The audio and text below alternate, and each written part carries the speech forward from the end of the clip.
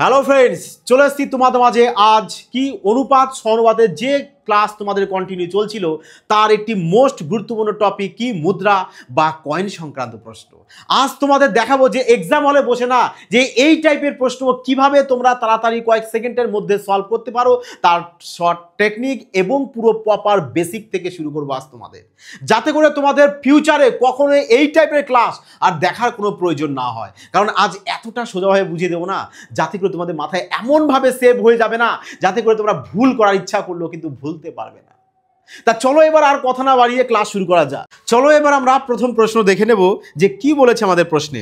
দেখো বলা হয়েছে যে একটি বাক্সে 1 টাকা 50 পয়সা ও 25 পয়সার মুদ্রার সংখ্যার অনুপাত হয় 1:2:3। বাক্সে মোট 110 টাকা থাকলে 50 পয়সার মুদ্রার সংখ্যা কয়টি আছে? দেখো এই টাইপের প্রশ্ন একদম ইজি বেসিক থেকে আজ তোমাদের মাথায় দিয়ে দেবো। কারণ দেখো এই টাইপের প্রশ্ন জাস্ট দুরকমভাবেই কিন্তু সৃষ্টি হয়। একটা হয় তোমাকে কি সংখ্যার অনুপাত দিয়ে প্রশ্ন আসতে পারে, আর না হয়তো তোমাদের কি মূল্যের অনুপাত দিয়ে প্রশ্ন আসতে পারে। তা সংখ্যার অনুপাত দিয়ে যদি আসে তাহলে কি করবে, আর মূল্যের অনুপাত যদি আসে তাহলে কি করবে, এই দুটোই তোমাদের আজ কনসেপ্ট ক্লিয়ার করে দেবো।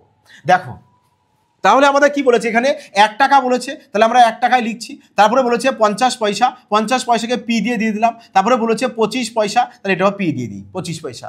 এদের কি দিয়েছে আমাদের, এদের দিয়েছে আমাদের সংখ্যার অনুপাত। তাহলে বলো সংখ্যার অনুপাত কত দিয়েছে আমাদের, 1:2:3 এই দিয়েছে আমাদের সংখ্যার অনুপাত।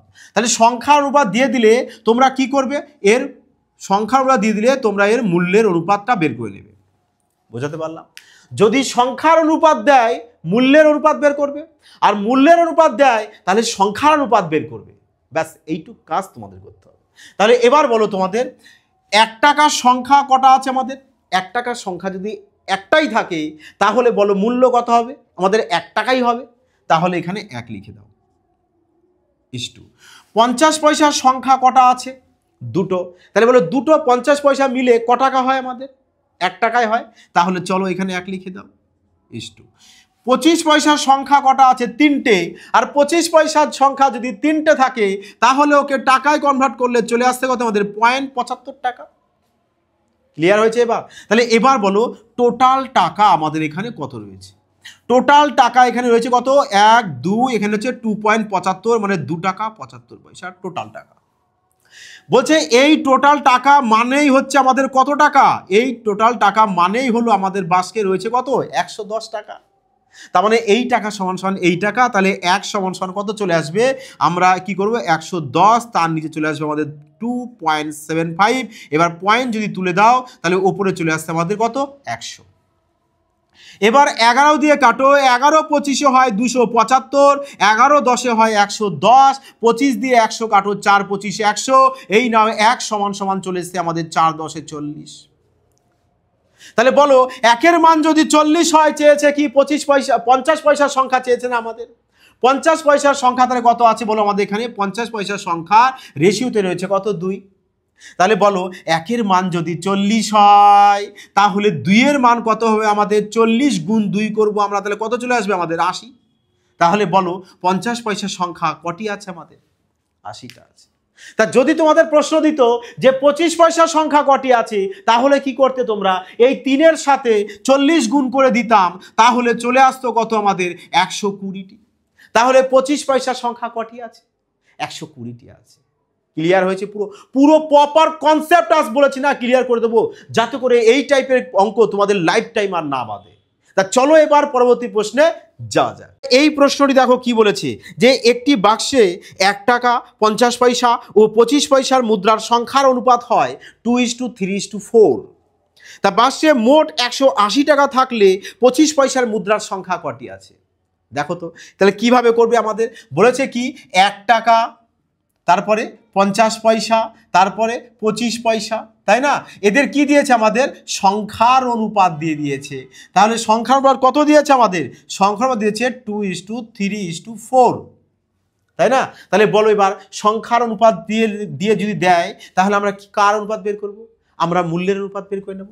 তাহলে এখানে লিখে দাও কি, মূল্যের অনুপাত, তাই না? তাহলে বলো এখানে 1 টাকার সংখ্যা কত রয়েছে আমাদের, 1 টাকার সংখ্যা রয়েছে 2টো। তাহলে আমাদের টোটাল ক টাকা হবে, 2 টাকাই হবে, তাহলে লিখে দাও এখানে 2 টাকা ইস্টু 50 পয়সার সংখ্যা কটা রয়েছে আমাদের 3টে, আর 3টে যদি 50 পয়সা হয় তাহলে বলো ক টাকা হবে। 50 পয়সার সংখ্যা 3টে মানে 3 5 15 মানে 150 পয়সা, 150 পয়সা মানে কত আমাদের 1 টাকা 50 পয়সা।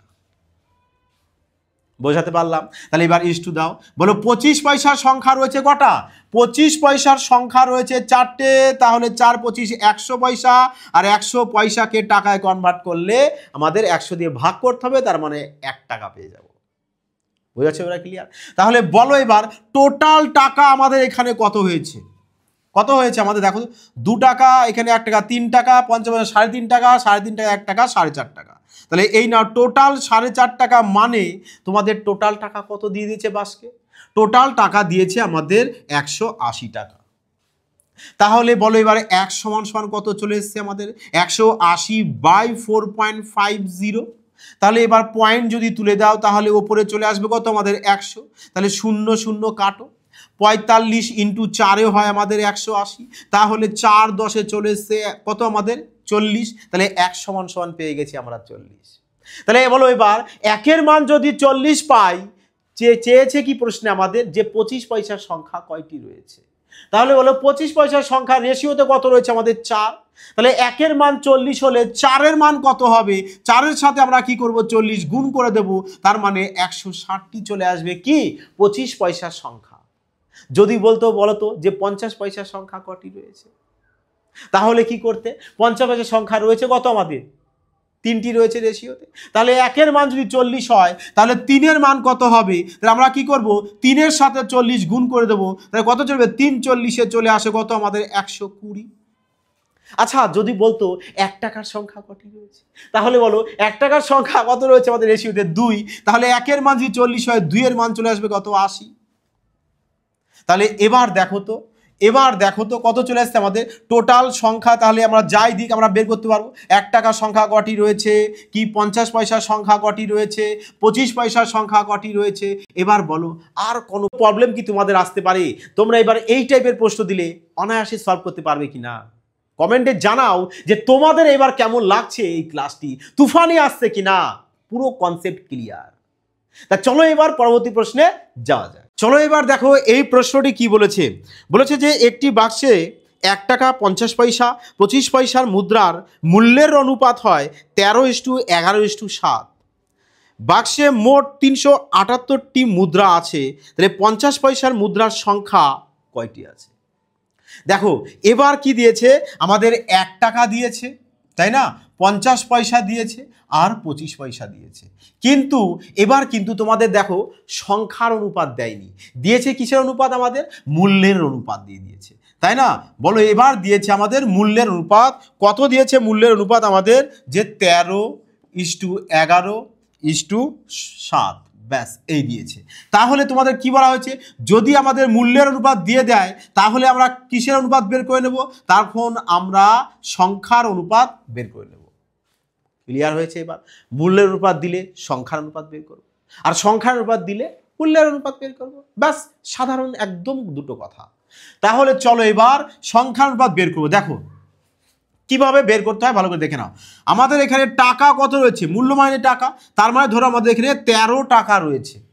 13 টাকার সংখ্যা কটা আছে আমাদের, 13 টাকা আছে, আর এখানে 1 টাকার সংখ্যা মিলে এক টাকা দিয়ে 1 টাকা 1 টাকা দিয়ে টোটাল 13 টাকা রয়েছে, বোঝা গেছে। তাহলে সংখ্যা কত চলে আসবে আমাদের 13ই চলে আসবে। এবার বলো 11 টাকা আছে আমাদের, কত রয়েছে 50 পয়সা, তাহলে বলো 11 টাকার মধ্যে 50 পয়সার সংখ্যা কটি থাকবে। এইভাবে ভাবো না যে 1 টাকার মধ্যে 50 পয়সার সংখ্যা থাকে কটা আমাদের, দুটো। 1 টাকার মধ্যে যদি 50 পয়সার সংখ্যা দুটো থাকে তাহলে 11 টাকার মধ্যে 50 পয়সার সংখ্যা থাকবে কটা আমাদের 22টা। চলে এসে এবার পরে এখানে রয়েছে 7 টাকা, রয়েছে এখানে 25 পয়সা, তাহলে বলো এবার 1 টাকার মধ্যে 25 পয়সা থাকে কটা, 4টে। 1 টাকার মধ্যে 25 পয়সার সংখ্যা যদি 4টে থাকে তাহলে 7 টাকার মধ্যে 25 পয়সা থাকবে 4 7 28টা। ক্লিয়ার? তাহলে এই নাও টোটাল আমরা দেখো সংখ্যার অনুপাত বের করে নিয়েছি। তাহলে বলো তো টোটাল সংখ্যার অনুপাত আমাদের এখানে টোটাল সংখ্যা তাহলে কত হয়েছে, টোটাল এই সংখ্যার অনুপাতকে যোগ করো, যোগ করে কত চলে আসে আমাদের 13, 22 আর আছে কত এখানে 28, টোটাল যদি যোগ করো 8 আর 2 10, 13, 3 হাতে আমাদের 1 2 2 4 একে 5 হাতে রেখে 6, টোটাল তার মানে যোগ করলে পেয়ে যাব এই রেশিও টোটাল যোগ করলে পেয়ে যাচ্ছি কত 63। তাহলে টোটাল 63 মানে টোটাল সংখ্যা কটা বলে দিয়েছে আমাদের, দেখো তো একটু টোটাল বলে দিয়েছে আমাদের কত, বাক্সে মোট 378টি মুদ্রা আছে, তাহলে টোটাল বলে দিয়েছে আমাদের 378।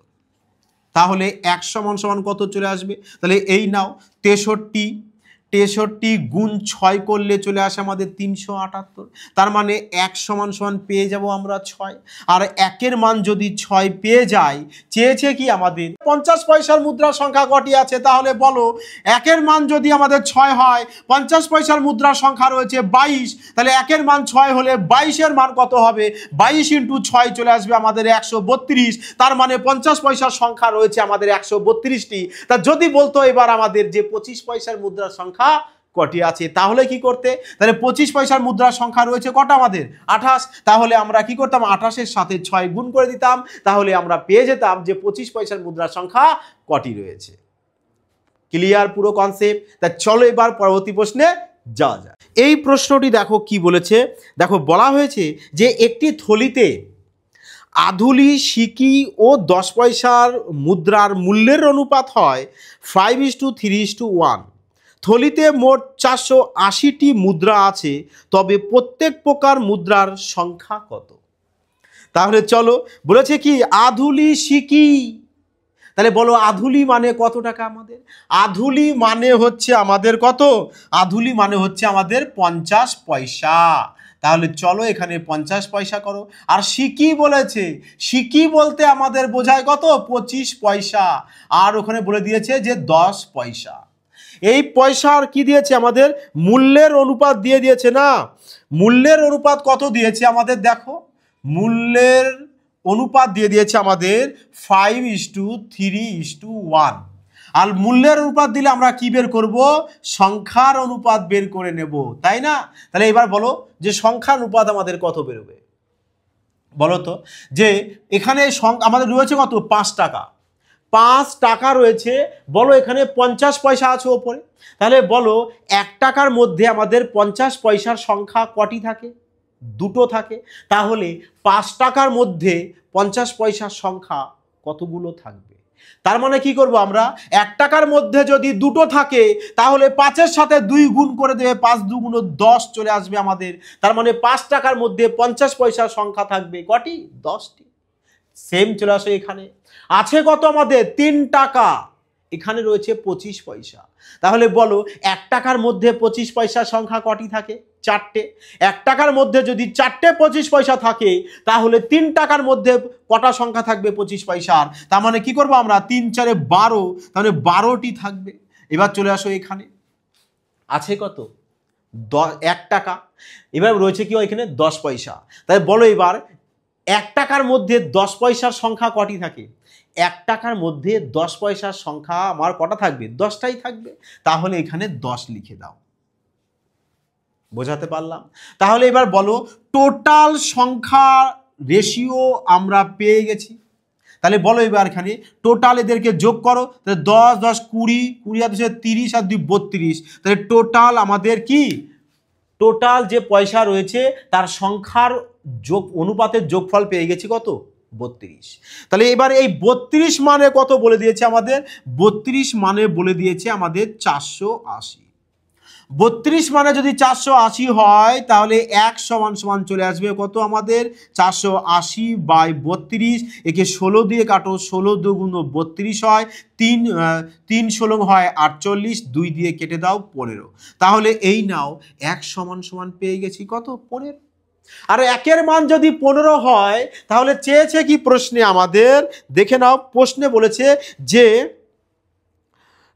বলেছে কি যে তবে প্রত্যেক প্রকার মুদ্রার সংখ্যা কত, তার মানে 50 পয়সার মুদ্রার সংখ্যা, 25 পয়সার মুদ্রার সংখ্যা, 10 পয়সার মুদ্রার সংখ্যা বের করব। তাই তো? তাই বলো একের মান যদি 15 হয়, 50 পয়সার মুদ্রার সংখ্যা কত রয়েছে আমাদের? 10 রয়েছে। তাহলে 10-এর সাথে কি করব? 15 গুণ করে দেব। তাহলে 15 10 চলে আসবে 150। তাহলে এই নাও 50 পয়সার মুদ্রার সংখ্যা কটি রয়েছে আমাদের? 150টি রয়েছে। তাহলে বলো 25 পয়সার মুদ্রার সংখ্যা কত থাকবে? এর সাথেও আমরা 15 গুণ করব, আর 12 15 হয় আমাদের 180। তার মানে 25 পয়সার মুদ্রার সংখ্যা রয়েছে 180টি, আর 10 পয়সার মুদ্রার সংখ্যা কটি থাকবে? এর সাথেও 15 গুণ করে দাও। তাহলে 15 10 চলে আসবে 150। তার মানে 10 পয়সার সংখ্যার মুদ্রার সংখ্যা রয়েছে কত আমাদের? 150টি। বলো ক্লিয়ার হয়েছে ব্যাপার? তার মানে এবার তোমাদের যাই প্রশ্ন দিক বের করতে, যে 25 পয়সার দিক, 10 পয়সার দিক, 50 পয়সার দিক, তোমাদের কাছে কিচ্ছু না, যেন একদম জল ভাত লাগবে এই টাইপের প্রশ্ন, তাই তো? তাই চলো এবার পরবর্তী প্রশ্নে যাওয়া যাক। চলো এবার এই প্রশ্নটি আমরা দেখে নেব কি বলেছে, যে একটি ব্যাগে 10 টাকা, 20 টাকা এবং 50 টাকার মুদ্রার সংখ্যার অনুপাত হয় 1:3:5। যদি ব্যাগে মোট 1920 টাকা থাকে, তাহলে 20 টাকার মুদ্রার সংখ্যা কয়টি আছে? দেখো এই প্রশ্নটি কিন্তু তোমাদের আরআরবি এনটিপিসি 2017 সালের প্রশ্ন। কিভাবে করবে অবশ্যই তোমরা বুঝে গেছো, যে আমাদের দিয়েছে কত? দেখো 10 টাকা, তারপরে দিয়েছে 20 টাকা, তারপরে দিয়েছে কত আমাদের? 50 টাকা। এদের কি দিয়েছে আমাদের? সংখ্যার অনুপাত দিয়েছে। সংখ্যার অনুপাত কত দিয়েছে? সংখ্যার অনুপাত আমাদের 1:3:5। তাহলে এবার বলো সংখ্যার অনুপাত যদি আমাদের দিয়ে দেয়, তাহলে আমরা কি বের করব? মূল্যের অনুপাত বের করে নেব না? তাহলে বলো মূল্যের অনুপাত কিভাবে বের করব আমরা? বলো তো এখানে 10 টাকার সংখ্যা কটি আছে আমাদের? একটা আছে। তাহলে মূল্য আমাদের কি? 10 টাকাই হবে। 20 টাকার সংখ্যা কটি আছে? 3টে আছে। 20 টাকার সংখ্যা যদি 3টে থাকে, তাহলে টোটাল আমাদের কত টাকা চলে আসছে? 3×20 = 60 টাকা। 50 টাকার সংখ্যা আছে 5টা, তাহলে টোটাল কত টাকা হবে আমাদের? 250 টাকা। তাহলে এবার বলো টোটাল আমাদের এখানে কত টাকা হয়েছে? টোটাল টাকা হয়েছে কত আমাদের? 250, আর 60 চলে এসছে কত আমাদের? 310, আর 10 চলে এসছে আমাদের 320 টাকা। তার মানে টোটাল আমাদের এখানে 320 টাকা, কিন্তু আমাদের প্রশ্ন বলেছে যে থলিতে টোটাল টাকা আছে কত আমাদের? 1920 টাকা। তার মানে 320 টাকা মানেই হচ্ছে আমাদের 1920 টাকা। তাহলে 0 0 কেটে দাও, 32 × 6 চলে আসে আমাদের 192। তার মানে 1 = পেয়ে গেছি কত আমরা? 6। একের মান যদি 6 পেয়ে যাই, আমাদের চেয়েছি কি প্রশ্নে? যে 20 টাকার নোটের সংখ্যা কয়টি রয়েছে। তাহলে বলো একের মান যদি 6 পাই, 20 টাকার নোটের সংখ্যা কত রয়েছে আমাদের রেশিওতে? 3। তাহলে একের মান 6 হলে 3-এর মান কত হবে? আমরা কি করব? 3-এর সাথে 6 গুণ করব। তার মানে 3 6 চলে আসবে কত? 18। তাহলে বলো 20 টাকার নোটের সংখ্যা কয়টি রয়েছে আমাদের? 18টি রয়েছে। এবার তোমাদের যাই দিক তোমরা কিন্তু অনায়াসে সলভ করতে পারবে। দেখো এই টাইপের প্রশ্ন জাস্ট এই দুরকম ভাবে তোমাদের বললাম না যে এক্সামে আসে, হয় তোমাদের মূল্যের অনুপাত দিয়ে আসবে, না হলে সংখ্যার অনুপাত দিয়ে আসবে। আর আমি গ্যারান্টি এইটুকু তোমাদের মধ্যে শিওর দিচ্ছি যে তোমরা অনায়াসে এই টাইপের প্রশ্ন সলভ করতে পারবে। দেখো তোমরা সবাই কিন্তু তোমাদের প্রিয় পরিবার এফবিআই চ্যানেলটিকে কিন্তু অবশ্যই সাবস্ক্রাইব করে রাখবে, এবং হ্যাঁ যারা নিউ ভিউয়ার্স আছো তারাও কিন্তু অবশ্যই চ্যানেলটিকে সাবস্ক্রাইব করে অল নোটিফিকেশন ক্লিক করতে কিন্তু ভুলো না, কারণ এই টাইপের প্রশ্ন বা এবং শর্ট যে তোমাদের স্মার্টনেস ট্রিক্স দেওয়া হয়, যাতে সবার আগে তোমাদের কাছে আগে পৌঁছে যায়। যাই হোক বন্ধুরা, ভালো থাকবে, সুস্থ থাকবে। জয় হিন্দ।